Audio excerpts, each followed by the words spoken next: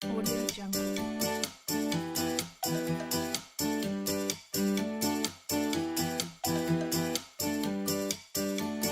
Hi, my name is Margaret Yap.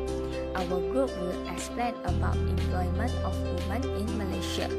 Employment rate of women joined technical industry in Malaysia from 1957 to 2000 is keeping increasing, which from 28.2 in 1957 to 44.6 in 2000s. Therefore, female worker in the labor market is become more important for developed economy. This report is to explain the legal provision regarding the employment of women law in Employment Act 1955. Now, I will discuss about women and network protection. Women and network is a part of employment of women. One of the provisions of the Employment Act that is mostly concerned is the working hours of women. Thus, International Labour Office Condition of Work and Employment Branch in this case has played an important role in helping nations to make more informed decisions regarding to their national legal and policy choices. ILO divide working hours concept into three parts, which are normal weekly working hour, overtime and maximum weekly hour limits. In this case, the Hours of Work Industry Convention 1919 state that the excessive hour of work, which can damage workers' health and increase the risk of work accident. Besides, the Women Employment Act has been enforced in year 1955. According to Part 8 of Employment Act, it says that an employer may not permit women to work between the hours of 10 p.m. and 5 a.m. in industrial and agricultural business. However, the Employment Women Shift Worker Regulation in year 1970 state that any female employees are allowed to work at the hours of 10 p.m. and 5 a.m. in industrial with the condition of at least 2 shifts per day. There are still some exceptions for the prohibition of night work, in which the law could not be enforced when there is only member of the same family employed in that industry, to women who holding a position of management but are not ordinarily engaged in manual work, to a case where it shows to the satisfaction of the court, and to the preparation and packing of fresh food for immediate shipment. Based on the Bernama news in New Straits Times recently, the Deputy Prime Minister Dato Sri Dr. Wan Azizah Wan Ismail has mentioned to enforce the flexible working hours for women in employment areas. Her purpose was to optimize the role and contribution for women in the employment sector while they remain committed to balancing their responsibility as a wife and mother. Moreover, in Pekerja Shift 1970, based on the case study on Fractonics and Jabril Circuit, the workers were facing with long working hours and several disciplinary measures. As a result, this indicates regular violation against the ILO Hours of Work Industry Convention. Not only that, from the interview with Mina Mustina, who is a female worker, she mentioned that her daily rotation starts from 3 or 3:30 a.m. in the morning and returning home by 9 at night. Hence, the Director General of Labour has took appropriate action to ensure the safety of female employees. Last but not least, in our opinion, women and night work should continue enforced in Malaysia because there are still lots of sexual bias happening nowadays. In this case, the enforcement does make female labor force better off.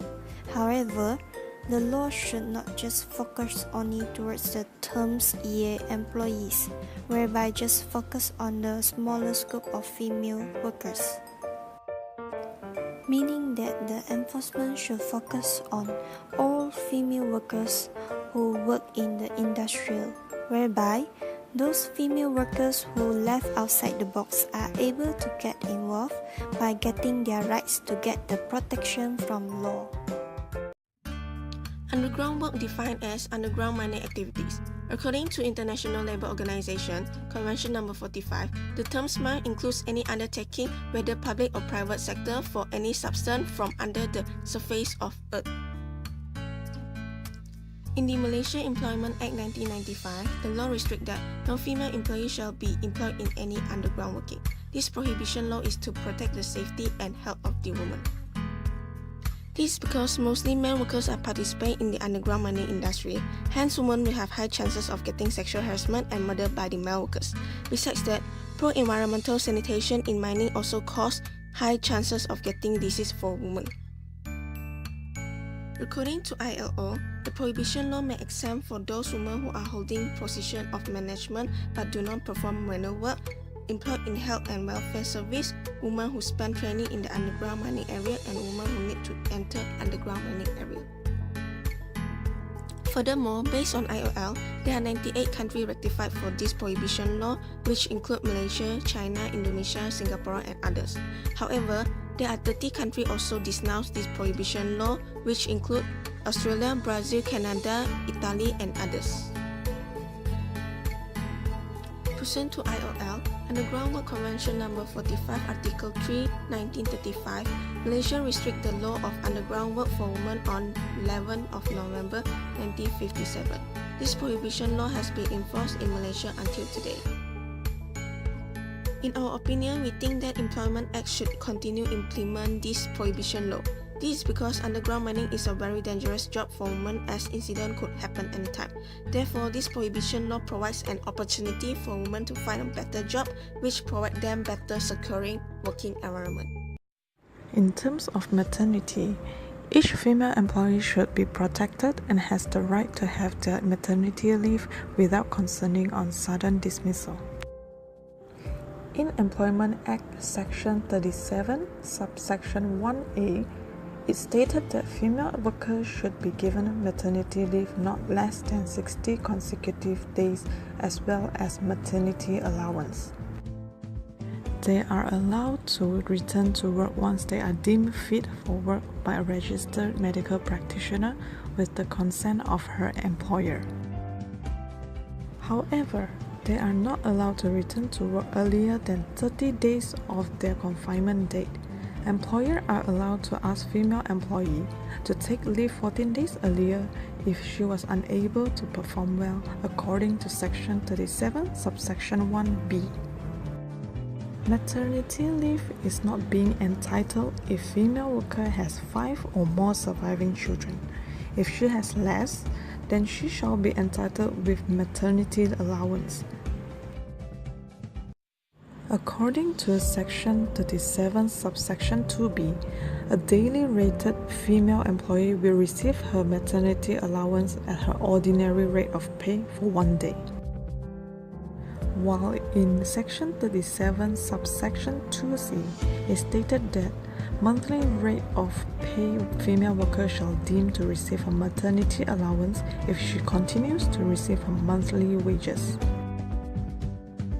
Malaysia's former Prime Minister Datuk Seri Najib Tun Razak has once announced that the increase of 90 days for maternity leave during his Budget 2018 presentation. In our viewpoint, this approach may be a loss to female employees. This is because, due to the maximum entitlement of leave are only up to 300 days, which means 60 days of leave for 5 children. If female worker only took 90 days of maternity leave, it leaves them only 270 days for 3 children, where the remaining 30 days are for her 4th birth, and it left with none for her 5th birth. Besides, Maternity leave may not always be granted, especially to those who serve as a civil servant, as they are not protected by the Act. One of the infamous cases regarding discrimination on maternity issues was the Beatriz Fernandez case in 2005. Miss Beatriz was a flight stewardess under an airline company in Malaysia who was dismissed when she got pregnant. The collective agreement between both Miss Beatriz and her company stated that the employer is permitted to terminate her upon pregnancy. However, Miss Beatriz claimed that she was being wrongfully dismissed and that the CA should be null and void for being unlawful and unfair to her.